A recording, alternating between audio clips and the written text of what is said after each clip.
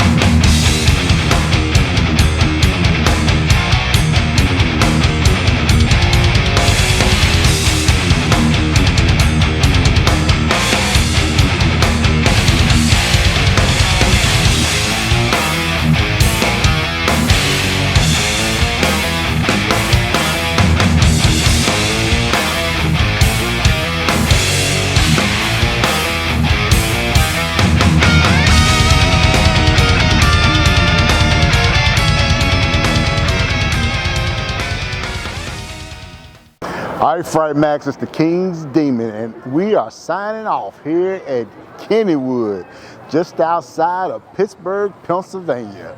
And I tell you, I want to talk about the haunted attractions. If you've ever been to an independent haunted attraction, I'll tell you, Kennywood is not what I expected. I expected just some small frights and scares and a few props, but no, not at all. They brought the fear. Malice in Wonderland and Villa of the Vampire were probably my most favorite. A lot of scares in there. The set designs and things like that right there were phenomenal. I'm just saying, for a amusement park, I was really, really impressed. So, this is the King's Demon. FrightMaxx, we're gonna sign it off. As always, take the frights to the max because this is FrightMaxx.